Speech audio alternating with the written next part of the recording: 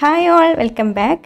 ഇന്ന് നമ്മൾ ഇഫ്താറിൻ്റെ സമയത്തോ അല്ലെങ്കിൽ 4 മണി ചായയുടെ കൂടെയൊക്കെ കഴിക്കാൻ പറ്റിയിട്ടുള്ള ഹാഫ് മൂൺ എന്ന് പറഞ്ഞിട്ടുള്ള ഒരു സ്നാക്കാണ് കേട്ടോ ചെയ്യുന്നത്. അപ്പോൾ നമുക്കിത് എങ്ങനെയാണ് തയ്യാറാക്കുക എന്നുള്ളതൊന്ന് കണ്ടു നോക്കാം. അപ്പോൾ വീഡിയോയിലേക്ക് പോകുന്നതിന് മുമ്പ് നിങ്ങൾ ആദ്യമായിട്ടാണ് ഈ ചാനൽ കാണുന്നതെന്നുണ്ടെങ്കിൽ സബ്സ്ക്രൈബ് ചെയ്തിട്ടില്ലാത്തവരാണെങ്കിൽ ഒന്ന് സബ്സ്ക്രൈബും കൂടെ ചെയ്യണേ. അപ്പോൾ ആദ്യം നമുക്ക് ഇതിലേക്ക് വേണ്ട ഫില്ലിങ് റെഡിയാക്കി എടുക്കാം. അപ്പോൾ ഞാനിവിടെ ഒരു പാൻ അടുപ്പത്ത് വെച്ചിട്ടുണ്ട്. അതിലേക്ക് 1 ടേബിൾ സ്പൂണ് ഓയിൽ ഒഴിച്ചു കൊടുക്കാം. ഓയിലൊന്ന് ചൂടായിട്ട് വരുമ്പോൾ അതായത് ഇതിലേക്ക് ഞാനിവിടെ 2 സവാള ഇതുപോലെ ചെറുതായിട്ട് അരിഞ്ഞിട്ടുണ്ട്, അത് ചേർത്ത് കൊടുക്കാം. പിന്നെ 2 പച്ചമുളക് അരിഞ്ഞതും ആവശ്യത്തിന് ഉപ്പും കൂടി ചേർത്ത് കൊടുത്തിട്ട് ഇതൊന്ന് നന്നായിട്ട് വഴറ്റിയെടുക്കണം. അപ്പോൾ ഉള്ളിയൊക്കെ ഇവിടെ നന്നായിട്ട് വഴന്ന് വന്നിട്ടുണ്ട്. ഇനി നമുക്കിതിലേക്കൊരു 1/4 ടീസ്പൂണ് മഞ്ഞൾപ്പൊടി ചേർത്ത് കൊടുക്കാം. പിന്നെ ഒരു 1 ടീസ്പൂണ് മുളക് പൊടിയും കൂടി ചേർത്ത് കൊടുക്കുന്നുണ്ട്. ഞാനിവിടെ കാശ്മീരി ചില്ലി പൗഡറാണ് കേട്ടോ എടുത്തിട്ടുള്ളത്. ഇനി ഈ മുളക് പൊടിയുടെയൊക്കെ ഒരു പച്ചമണം മാറി കിട്ടാൻ വേണ്ടിയിട്ട് ഒന്ന് വഴറ്റിയെടുക്കാം.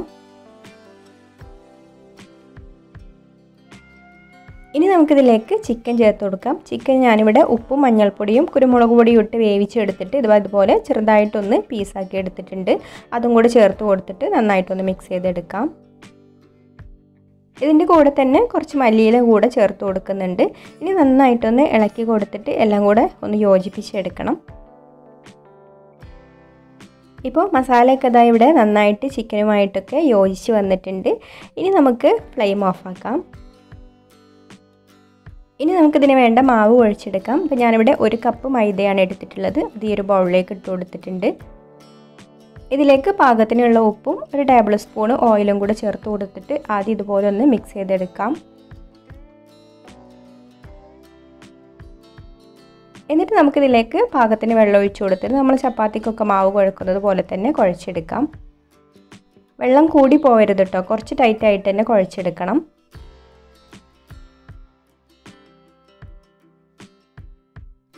അപ്പോൾ മാവ് ഞാനിവിടെ നന്നായിട്ട് തന്നെ കുഴച്ചെടുത്തിട്ടുണ്ട്. ഇനി നമ്മുടെ ഫില്ലിങ് കുറച്ച് ചീസി ആക്കാൻ വേണ്ടിയിട്ട് ഞാനിവിടെ ചൂടാറിയിട്ടുള്ള നമ്മുടെ ചിക്കൻ്റെ മിക്സിലേക്ക് മൊസറല്ല ചീസ് ചേർത്ത് കൊടുക്കുന്നുണ്ട്. അത് ഓരോരുത്തരുടെയും ആവശ്യത്തിനനുസരിച്ച് ചേർത്ത് കൊടുക്കാം. ഇനി നന്നായിട്ടൊന്ന് മിക്സ് ചെയ്തെടുക്കാം. അപ്പോൾ നമ്മുടെ ഫില്ലിങ് ഇവിടെ റെഡി ആയിട്ടുണ്ട്. ഇനി നമ്മൾ നേരത്തെ കുഴച്ചെടുത്തിട്ടുള്ള മാവിൽ നിന്നും ഒരു ഭാഗം എടുത്തിട്ട് നമുക്ക് പരത്തിയെടുക്കാം.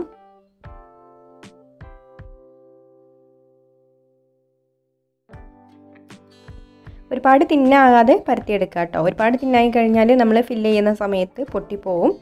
അപ്പോൾ ഞാനിതാ ഈ ഒരു വലിപ്പത്തിൽ ഇവിടെ പരത്തിയെടുത്തിട്ടുണ്ട്. ഇനി നമുക്ക് ഇതുപോലെ ഒരു അടപ്പ് വെച്ചിട്ട് കട്ട് ചെയ്തെടുക്കാം.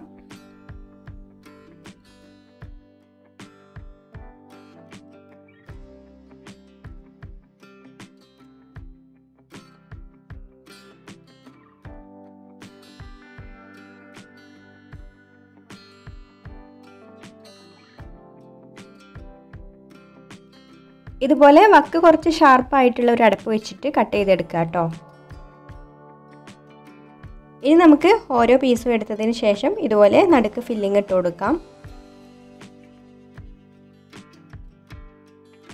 എന്നിട്ട് ഇതുപോലെ മടക്കിയിട്ട് ഒട്ടിച്ചെടുക്കാം. ഇങ്ങനെ ഒട്ടുന്നില്ലെങ്കിൽ അറ്റത്ത് കുറച്ച് വെള്ളമാക്കി കൊടുത്താൽ മതി കേട്ടോ. എന്നിട്ട് ഇതുപോലെ ഒട്ടിച്ചെടുത്താൽ മതി. ഇനി നമുക്ക് ബാക്കിയുള്ളതെല്ലാം ഇതുപോലെ തന്നെ ചെയ്യാം.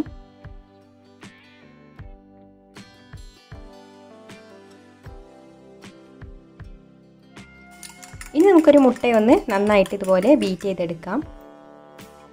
എന്നിട്ട് ഓരോ ഹാഫ് മൂണും എടുത്തിട്ട് മുട്ടയിൽ ഡിപ്പ് ചെയ്ത ശേഷം ബ്രെഡ് ക്രംസ് കൊണ്ടൊന്ന് കോട്ട് ചെയ്തെടുക്കാം.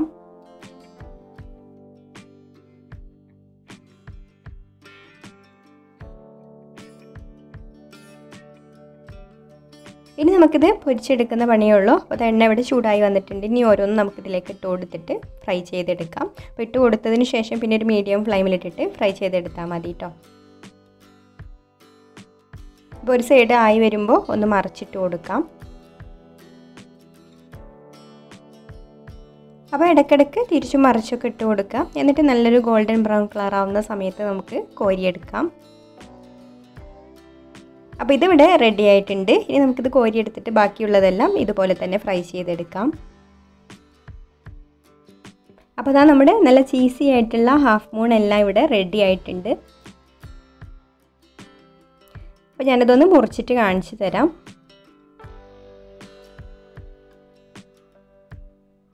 അപ്പോൾ ചീസൊക്കെ ഇതാ ഇങ്ങനെ വലിഞ്ഞ് വരുന്നുണ്ട്. അപ്പോൾ കുട്ടികൾക്കൊക്കെ ഒരുപാട് ഇഷ്ടപ്പെടുന്ന ഒരു റെസിപ്പിയാണിത്. അപ്പോൾ നിങ്ങൾക്കൊരു വീഡിയോ ഇഷ്ടമായിട്ടുണ്ടെങ്കിൽ ഒന്ന് ലൈക്ക് ചെയ്യുക, ഇഷ്ടപ്പെട്ടിട്ടില്ലെങ്കിൽ ഡിസ്ലൈക്ക് ചെയ്യാം. അതുപോലെ നിങ്ങളുടെ അഭിപ്രായങ്ങളൊക്കെ കമൻറ്റ് ചെയ്യുക. പിന്നെ ഈ ചാനൽ സബ്സ്ക്രൈബ് ചെയ്യാതെ കാണുന്നവരാണെങ്കിൽ ഒന്ന് സബ്സ്ക്രൈബും കൂടെ ചെയ്യണേ. അപ്പോൾ ഇനി മറ്റൊരു നല്ല റെസിപ്പിയുമായിട്ട് അടുത്ത വീഡിയോയിൽ കാണാം. താങ്ക്